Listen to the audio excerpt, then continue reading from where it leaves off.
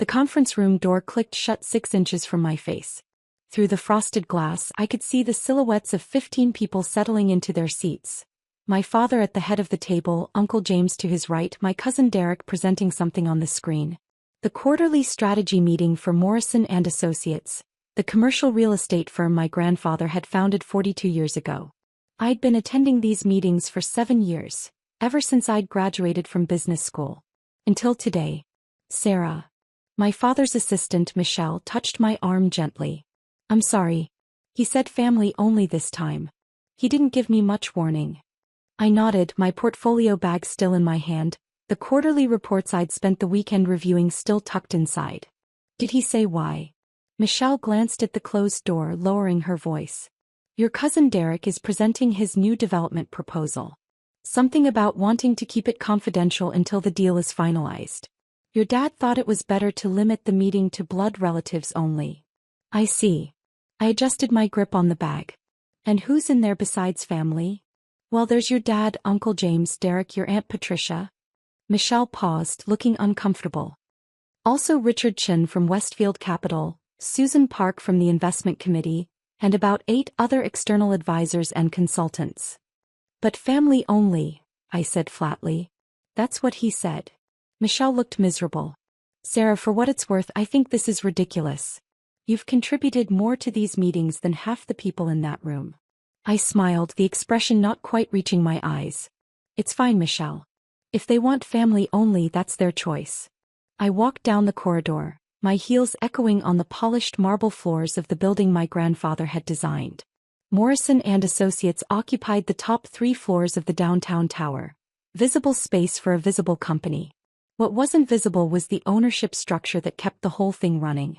In the elevator, I pulled out my phone and opened an encrypted app that connected directly to my investment firm Hartwell Strategic Capital.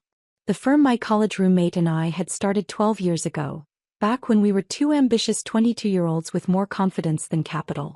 The firm that now managed $2.3 billion in assets. The firm that, through a carefully structured series of holding companies and investment vehicles, owned 51% of Morrison and Associates. My phone buzzed with an incoming call. I answered as the elevator descended. Hi, Jennifer. Sarah, I saw the board meeting alert for Morrison and Associates, my business partner said, her voice crisp and professional. I thought you were attending today? Change of plans. Dad decided to make it family only. There was a pause. Family only? You're his daughter. Apparently not the right kind of family for this particular meeting. I stepped out of the elevator and headed toward the parking garage. Derek's presenting his new development proposal and they wanted to keep it confidential. The Riverside project? Jennifer's tone sharpened. Sarah, we reviewed that proposal last month. The numbers were questionable at best. If Derek's pushing that through without proper oversight, then that's a decision the family is making, I said, reaching my car. The family that apparently doesn't include me. Another pause, longer this time. When Jennifer spoke again, her voice was careful. Sarah, you know what I'm going to ask. I sat in the driver's seat, not starting the engine. Through the parking garage's concrete pillars, I could see the city stretching out in the afternoon sun. Somewhere up there, in that conference room, my family was making decisions about a company they thought they controlled. Not yet, I said quietly. Let me think about it. You've been thinking about it for 3 years. Ever since your dad started introducing you at company events as my daughter who works in finance, instead of acknowledging what you actually do. He doesn't know what I actually do, Jen. Nobody in that family does. Exactly my point. You own the majority stake in their company, Sarah. You're not some outside investor they can dismiss. You're the reason Morrison and Associates survived the 2022 real estate crash. You're the reason they could expand into 3 new markets. You're the reason their stock price tripled. And they don't even know it. I leaned my head back against the seat. Grandfather knew. Grandfather has been dead for 8 years. He knew before he died. I told him about the investment structure the year before he passed.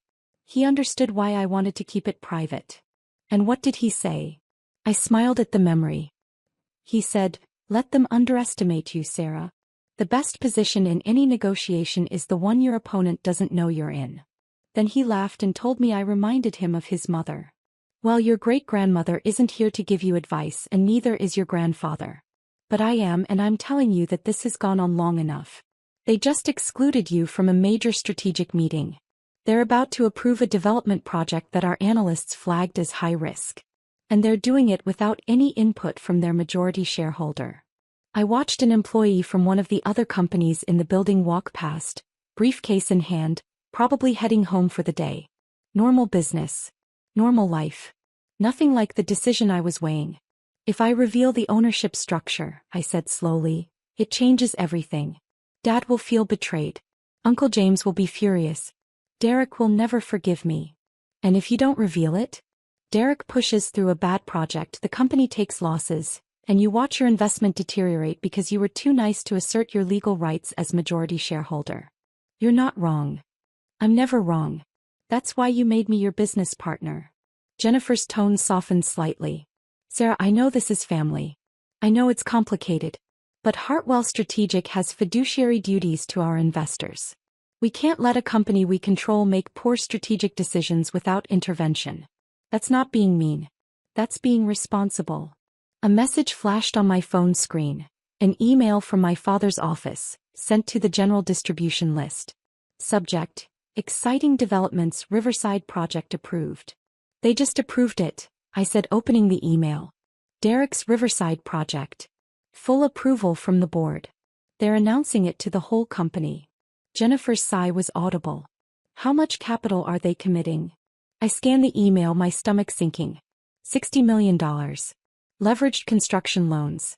Projected completion in 18 months. And our analysts projected what? 30% chance of default. 35%.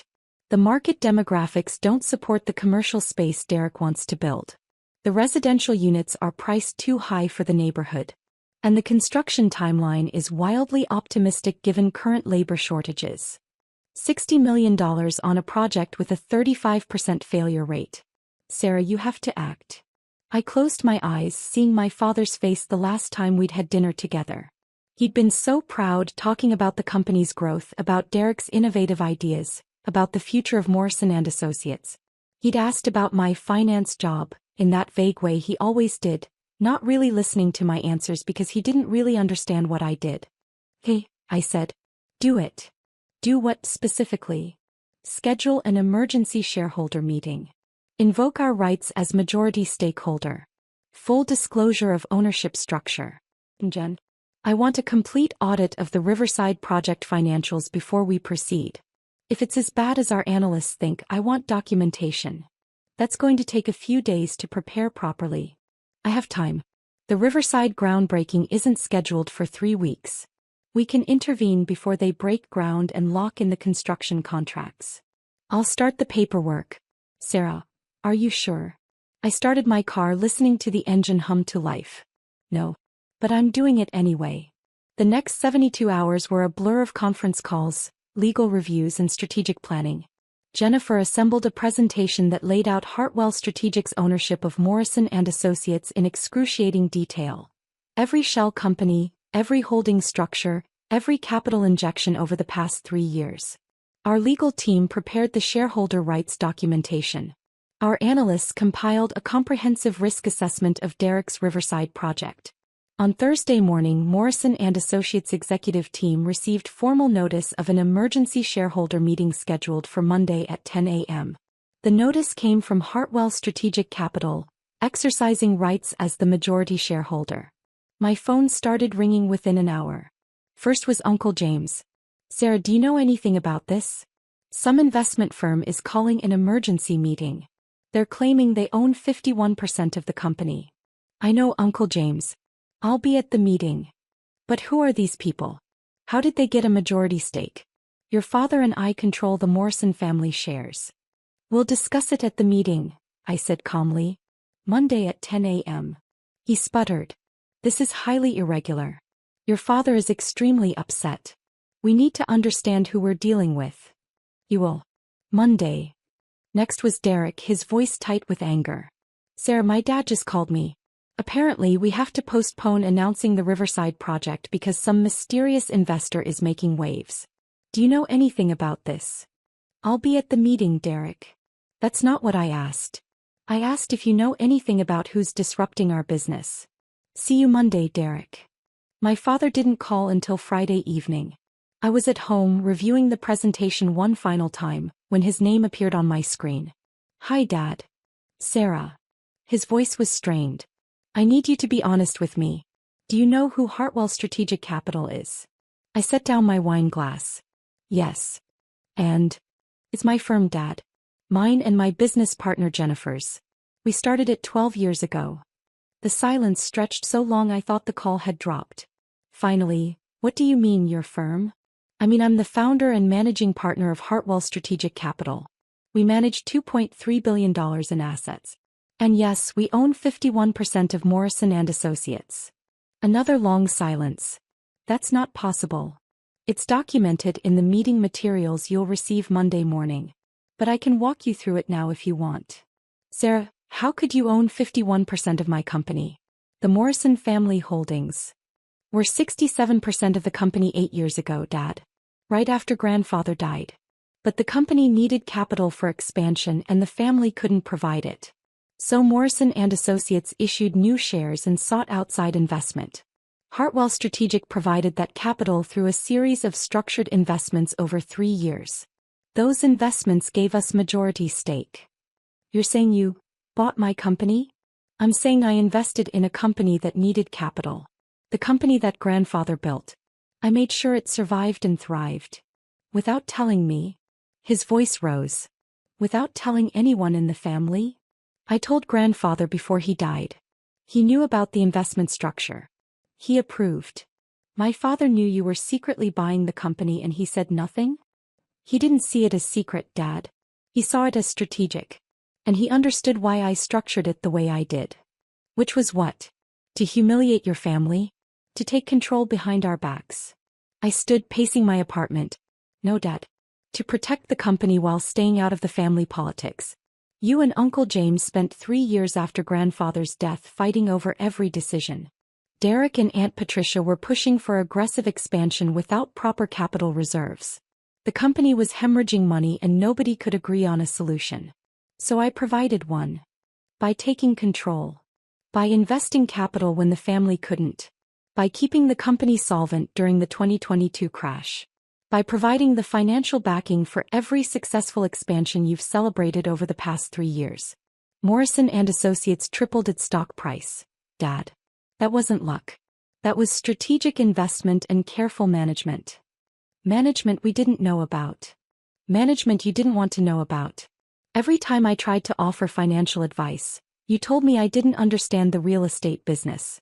Every time I questioned a decision, Derek told me to stay in my lane. So I got in my own lane. I just happened to own the road. Dad's breathing was heavy on the other end of the line. The meeting on Monday. What's going to happen? We're going to discuss the Riverside project. Our analysts have serious concerns about its viability. As majority shareholder, Hartwell Strategic has the right to review and approve major capital expenditures. You're going to block Derek's project. I'm going to present a risk assessment and ask for proper due diligence before committing $60 million to a development with a 35% projected failure rate. Derek has been working on this for 8 months. Derek has been working on his vision for 8 months. He hasn't been working on the financial fundamentals. The market analysis is flawed, the pricing is unrealistic, and the construction timeline is fantasy. If Morrison & Associates proceeds with this project as currently structured, it will likely fail. And I'm not going to watch grandfather's company lose $60 million because nobody wants to hurt Derek's feelings. So you wait until we exclude you from one meeting and then you drop this bomb? This is revenge, Sarah. No, Dad. This is consequence.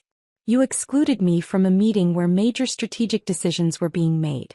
You called it family only, while inviting external consultants and advisors.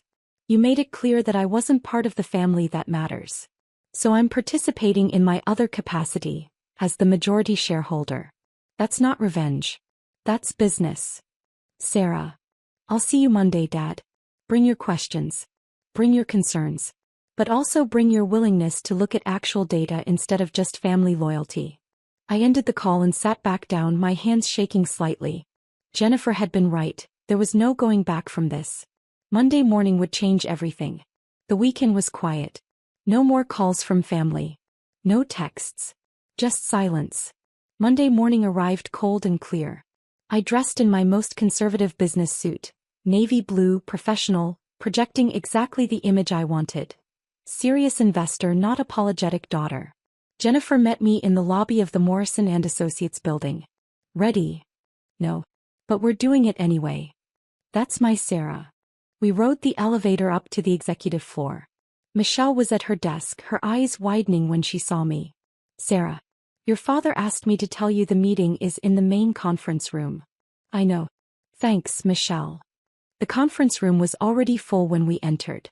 My father at the head of the table, his face carefully neutral. Uncle James beside him, looking like he'd aged 5 years over the weekend. Derek across from them, his jaw tight. Aunt Patricia, my cousin Monica, 3 board members I recognized, and the company's general counsel, Marcus Webb. Jennifer and I took seats at the opposite end of the table from my father. I set up my laptop and connected to the display screen. Good morning, I said, my voice steady.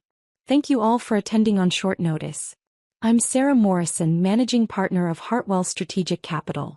This is Jennifer Chin, my co-founder and chief investment officer. We've called this meeting to discuss Morrison & Associates' strategic direction and to formally disclose our ownership position in the company. Marcus Webb cleared his throat. Ms. Morrison, we've reviewed the documentation your firm sent over. The ownership claims are extensive. Before we proceed, I need to verify. Everything is verified, Jennifer said smoothly, pulling up the first slide. Hartwell Strategic Capital has provided complete documentation of all investment transactions dating back 3 years. Every share purchase was properly recorded and filed. Every holding company structure has been independently audited. And every legal requirement for disclosure has been met. The slide showed a complex ownership chart with Hartwell Strategic at the top and various holding companies branching down to ultimately connect to Morrison & Associates.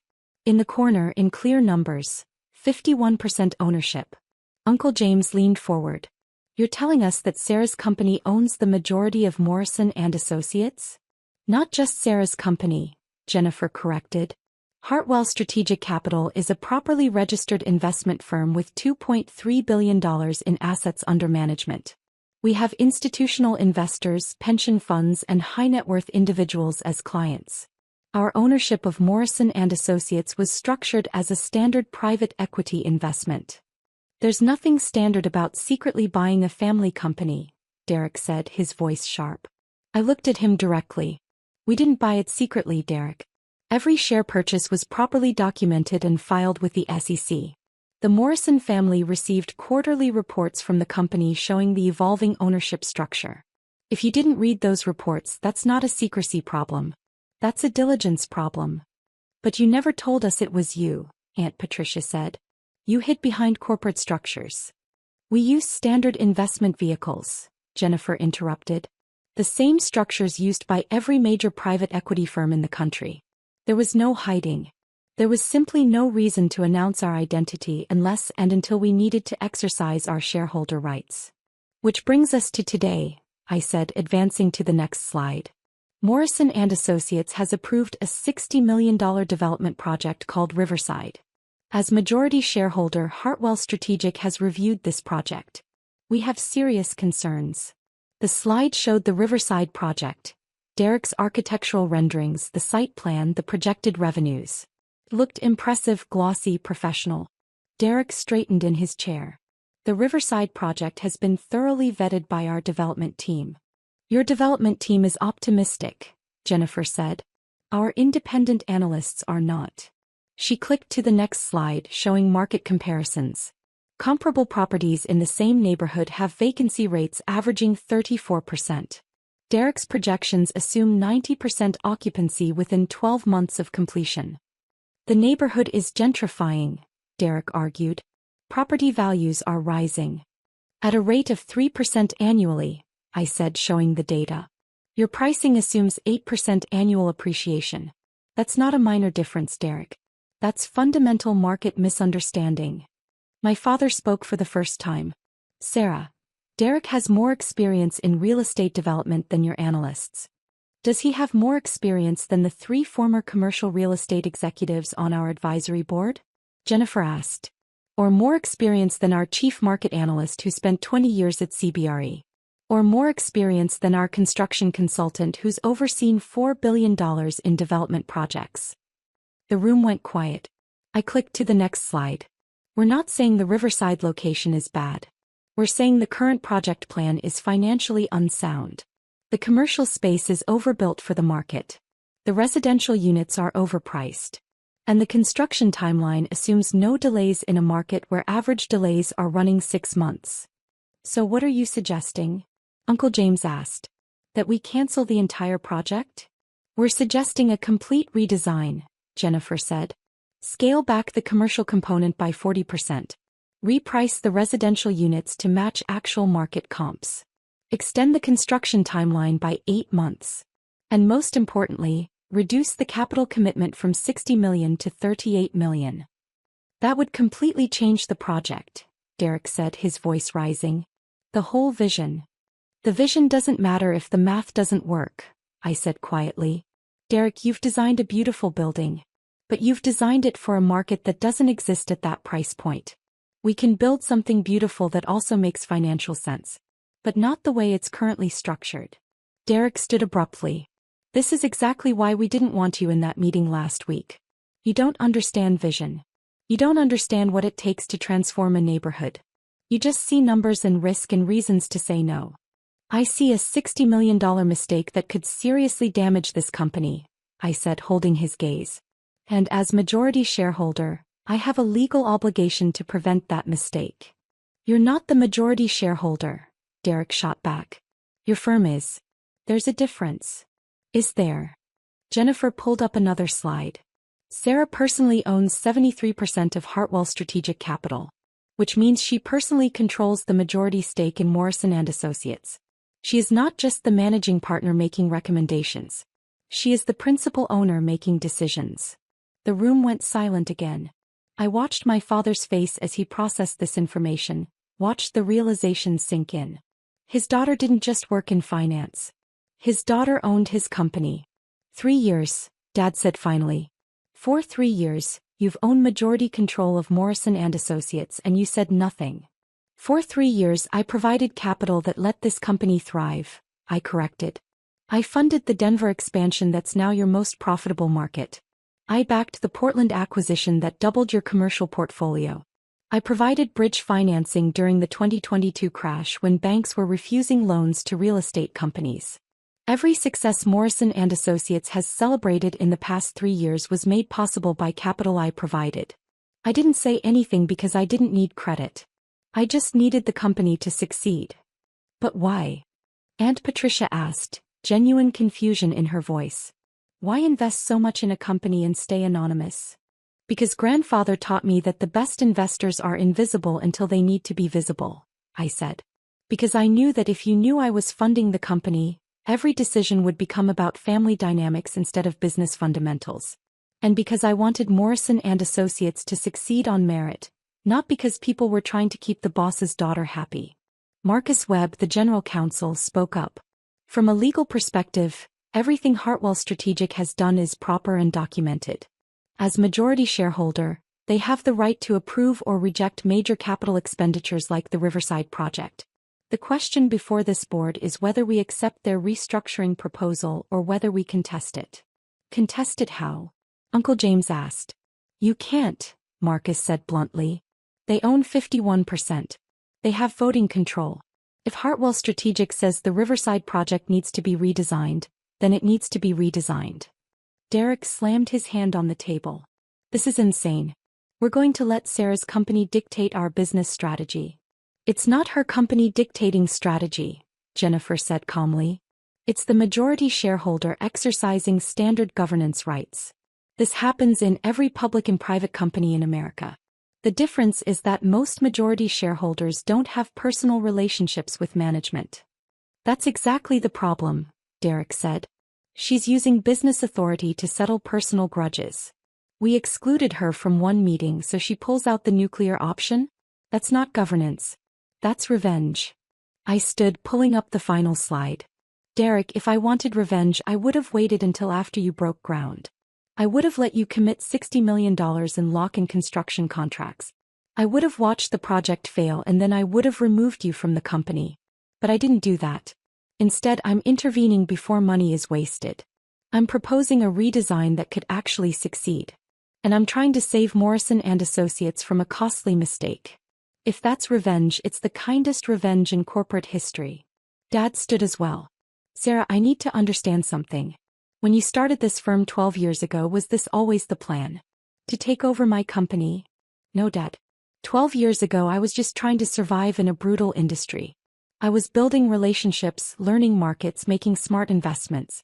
Morrison and Associates wasn't even on my radar. So when did it get on your radar?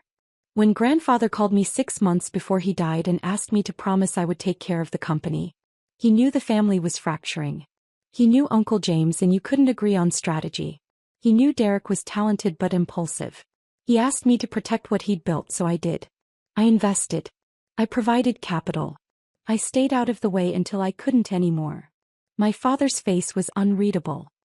He asked you to take over. He asked me to protect. There's a difference. Uncle James stood. Robert, we need to discuss this privately. As family. I am family, I said quietly. You're also an investor who just hijacked our company. I'm an investor who owns the company. That's not a hijacking. That's how capitalism works. Jennifer began packing up her materials. Gentlemen, the proposal is on the table. Redesign the Riverside project according to our specifications, or cancel it entirely. Hartwell Strategic will vote against any motion to proceed with the current plan. You have 2 weeks to decide how you want to move forward. We walked toward the door, but my father's voice stopped me. Sarah, you said grandfather knew about all this. Do you have proof? I pulled a folded letter from my bag. Yellowed paper, my grandfather's distinctive handwriting. He wrote this the week before he died. I've kept it in my office safe. Dad took the letter, unfolding it carefully. I'd read it 100 times, but I still remembered every word. By the time you read this, I'll be gone. But I want you to know that I'm proud of what you're building with Hartwell Strategic. Your great-grandmother would be proud too. She was the real business genius in our family, though my father never gave her credit for it. I know you're planning to invest in Morrison and Associates. I know why you're structuring it the way you are. And I think it's brilliant. Let them underestimate you. Let them think you're just the granddaughter who likes numbers. The best position in any negotiation is the one your opponent doesn't know you're in. When the time comes, and it will come, don't apologize for being smart. Don't apologize for being prepared. Don't apologize for protecting what I built. Our family has always valued the loudest voice in the room. But sometimes the quietest voice is the one that actually understands the numbers. I'm leaving you the company, Sarah. Not in the will. Your father would never forgive me. But in every way that matters. Take care of it. Take care of them. And don't let anyone tell you that being underestimated is the same as being powerless. Love, grandfather. Dad read the letter twice, his hands shaking slightly. When he looked up, his eyes were wet. He knew. He actually knew. He understood what I was doing. And why. He left you the company. He left me the responsibility of protecting it. There's a difference. Uncle James took the letter from my father, reading it himself. His face went through several emotions. Shock, anger, resignation, something that might have been respect. We need time to process this, Uncle James said finally. This changes everything. Take your time, I said. But understand that the Riverside project doesn't proceed without redesign. That's not negotiable. Derek was still sitting, staring at the table. I worked on that project for 8 months. I know. And the core vision is good, Derek. The execution just needs refinement. Work with Jennifer's team. Listen to the market analysis. Build something that will actually succeed instead of something that looks impressive in renderings but fails in reality. You don't think I know what I'm doing. I think you're creative and ambitious, which are great traits. I also think you sometimes let vision override math, which is a dangerous trait. Learn to balance both and you'll be extraordinary. Jennifer and I left the conference room. In the elevator, she turned to me. How do you feel? Terrified. Relieved. Guilty. Vindicated. All of it at once. That sounds about right. She squeezed my shoulder. You did the right thing, Sarah. Sometimes being family means being honest, even when honesty hurts. My phone buzzed with a text from Michelle. That was the most intense meeting I've ever seen. Also, you're kind of my hero right now. I smiled despite everything. Over the next 2 weeks, the Morrison family went through stages of grief and acceptance. Uncle James tried to rally the family to contest the ownership structure, but Marcus Webb confirmed there was no legal basis for challenge. Derek submitted 3 revised proposals for Riverside, each one slightly closer to our specifications. Aunt Patricia called to tell me I'd broken my father's heart, then called back 3 hours later to apologize and admit she'd been wrong. And Dad was complicated. He showed up at my apartment on a Wednesday evening, looking older than I'd ever seen him. Can we talk? I let him in, poured 2 glasses of wine and sat across from him in my living room. I've been thinking about what your grandfather wrote, Dad said. About letting you be underestimated. About the loudest voice not always being the right voice. Dad. Let me finish. I underestimated you. For your entire life I underestimated you. I saw you succeeding in finance and I thought, I don't know what I thought. That it was nice. Respectable. But not serious. Not like what I did. You built a real estate empire. That is serious. I expanded an empire my father built. You created something from nothing.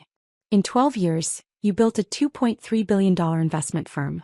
Do you understand how extraordinary that is? I had good partners, smart advisors, and luck. Stop, Dad said firmly. Stop diminishing what you've done. I did that to you for years and I was wrong. You're not lucky. You're brilliant. And I was too proud to see it. The words I'd wanted to hear for so long, but they came with too much pain attached. Dad, I didn't do this to prove anything to you. I know. That's what makes it worse. You did it because you loved grandfather's company enough to protect it. Even when we shut you out. Even when we dismissed you. You still protected us. I protected the company. There's a difference. Is there? He smiled sadly. Sarah, the Riverside project. Derek presented your redesigned proposal to me yesterday. It's better. Substantially better. The market analysis actually makes sense. The pricing is realistic. The timeline is achievable. It's everything his original proposal should have been. Derek did the work. We just provided the framework. You taught him how to think critically instead of just thinking big. That's a gift. We sat in comfortable silence for a moment. Finally, Dad said, Morrison and Associates needs you. Not just as the majority shareholder. As part of the leadership team. Marcus suggested creating a Chief Strategic Investment Officer position. Someone who oversees major capital decisions and long-term planning. Someone who can balance Derek's creativity with financial reality. You want me to work for Morrison and Associates? I want you to help lead it. The way grandfather wanted. The way you've been doing anonymously for 3 years but now visible and acknowledged. What do you think? I thought about grandfather's letter. About great-grandmother who'd been a business genius without recognition. About being the quietest voice that understood the numbers. I think it's time to be loud, I said. Yes. Dad smiled, the first real smile I'd seen from him in weeks. Your grandfather would be so proud. Oh, I'm proud. Even if I'm late to the party. Better late than never. 3 months later, I stood in front of the Morrison and Associates board as Chief Strategic Investment Officer, presenting the quarterly investment review. Dad sat at the head of the table. Uncle James was to his right. Derek was there, now leading the Riverside project redesign with genuine enthusiasm instead of defensive pride. And at the far end of the table, the seat I used to occupy when I was just taking notes, sat a new junior analyst. A recent business school graduate taking notes on her laptop, probably wondering if anyone actually read her memos. After the meeting, I stopped by her desk. Hey Amanda. How's the learning curve? She looked up, surprised. It's intense. Everyone here is so experienced. Sometimes I feel like I'm just trying to keep up. That feeling never goes away, I said. But eventually you realize that keeping up was never the point. Understanding is the point. Keep taking those notes. Keep asking questions even when people act like they're obvious. Keep building your foundation. You never know when you'll need it. She smiled. Thanks, Ms. Morrison. That actually helps. I walked back to my office. The one next to Dad's with a view of the harbor where cargo ships came and went. On my desk was grandfather's letter, now framed, reminding me daily that being underestimated wasn't weakness. It was preparation. My phone buzzed with a text from Jennifer. New opportunity. Tech startup Series C looking for $200 million. Interested. I typed back, send me the fundamentals. But Jen, make sure they know who they're dealing with upfront this time. Where's the fun in that? The fun is in building something that lasts. Surprise reveals are overrated. Says the woman who just spent 3 years as a secret majority shareholder. Exactly. I learned my lesson. Transparency is underrated. Through my office window I could see the Morrison and Associates sign on the building across the street. Grandfather's legacy now mine to protect. Not from the shadows anymore but in full view. The quietest voice had finally learned to speak. And the family was finally learning to listen.